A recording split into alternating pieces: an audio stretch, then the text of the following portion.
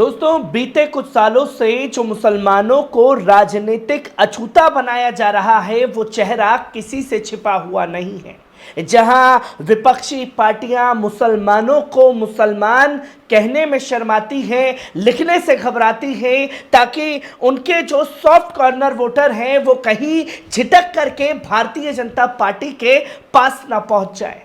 और भारतीय जनता पार्टी ने बीते 10 सालों में यह बता दिया कि आखिरकार मुसलमानों के वोट कहीं भी जाए उनकी सेहत पर कोई असर पड़ने वाला नहीं है। जो ये कवायद 2014 के बाद से शुरू हुई है वो कवायद लगातार बीते कुछ सालों से जारी है। जहां एक समय यह था कि अगर बात की जाए समाजवादी पार्टी की तो वो भी MY फैक्टर कहती हुई दिखाई देती थी, यानी कि मुस्लिम और यादव फैक्टर।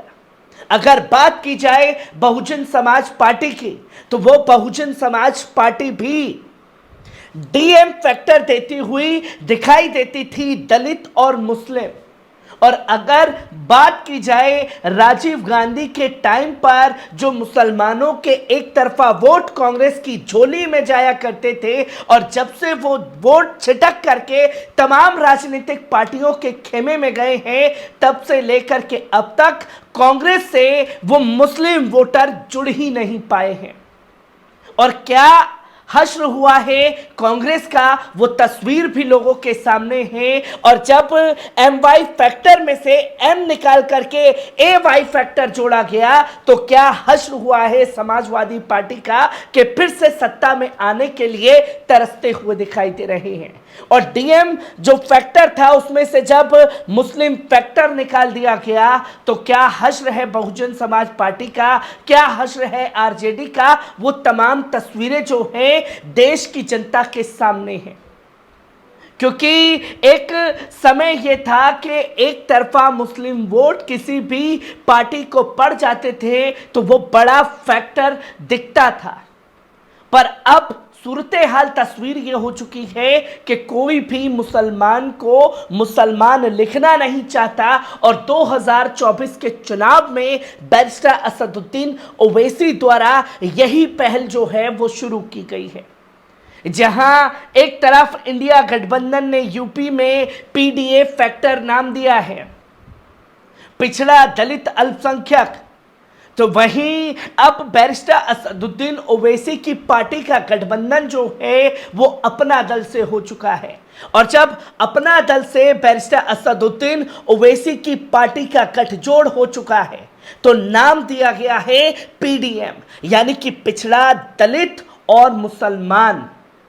जो मुसलमान अल्पसंख्यक में तब्दील करके पॉलिटिक्स खेली जा रही है। मुसलमान के ऊपर अत्याचार हो तो मुसलमान लिखा नहीं जाता, और मुसलमानों की लिंचिंग हो जाए या कोई भी जुल्म ज्यादती हो जाए, राजनीतिक पार्टियां उनके घर जाने से कतराती हैं। ये सिलसिला जो है लगातार बीते कुछ सालों से जारी है। और अब जो पॉलिटिक्स बैरिस्टर असदुद्दीन ओवैसी द्वारा शुरू की गई है, इससे यकीनन इंडिया गठबंधन खेमे में खलबली मचेगी। और अगर ये कवायद तेज हो जाती है तो कैसे इसका झटका NDA को भी लगेगा, ये तस्वीरें भी समझने वाली है।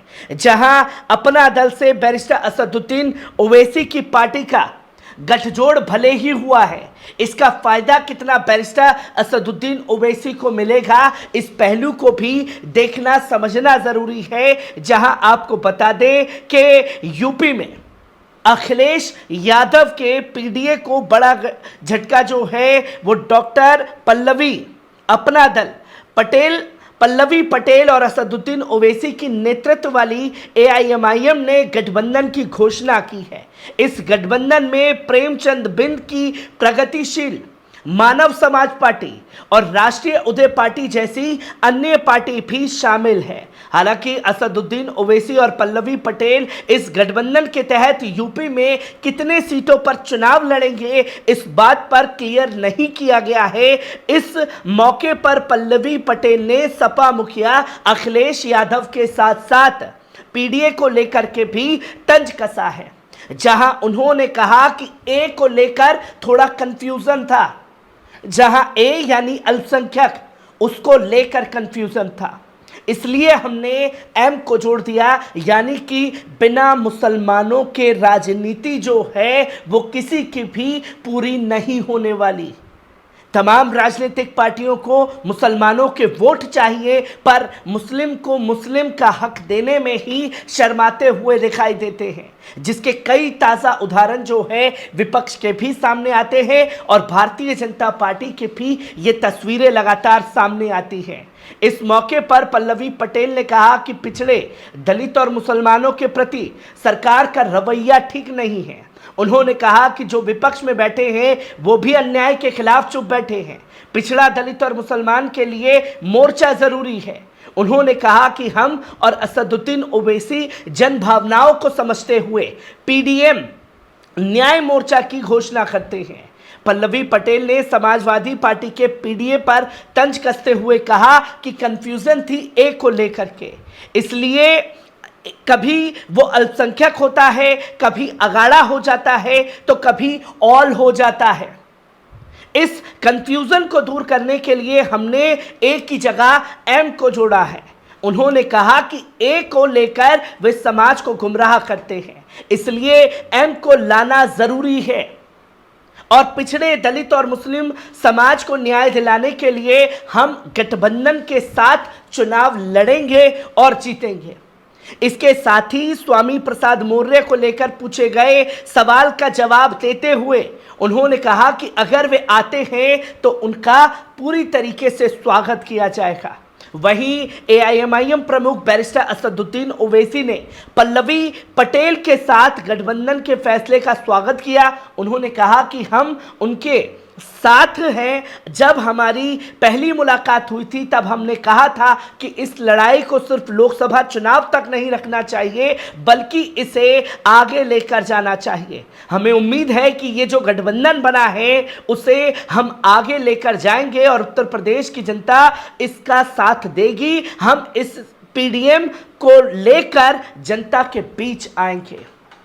जहां एम फैक्टर मुसलमानों को जो राजनीतिक अछूता बनाने की तैयारी थी, उसने यकीनन मुस्लिम पॉलिटिक्स में एक जोर दिया ज़रूर है। जहां मुसलमान को मुसलमान नहीं कहा जाता, यहां मुस्लिम शब्द का इस्तेमाल किया जा रहा है। पर देखने वाली बात यह होगी कि इस चुनाव का रिजल्ट क्या होगा और क्या कितना फायदा बैरिस्टर असदुद्दीन ओवैसी को होगा, क्योंकि यूपी में हमने वो चीजें भी देखी जहां राजभर के साथ गठबंधन की बातें कही गई, फोटो खिंचवाई गई, प्रेस कॉन्फ्रेंस की गई, पर बात किसी और से की गई, फाइनली डील जो है किसी और के साथ ही पूरी की गई। अगर यकीनन पीडीएम मजबूती के साथ आगे आता है और जो मुसलमानों को राजनीतिक अछूता बनाने की तैयारी की जा रही है उसमें कहीं ना कहीं रोक लगाई जा सकती है। हर एक खबर को आप लोगों के साथ साझा करता रहूंगा। दीजिए इजाजत, शुक्रिया।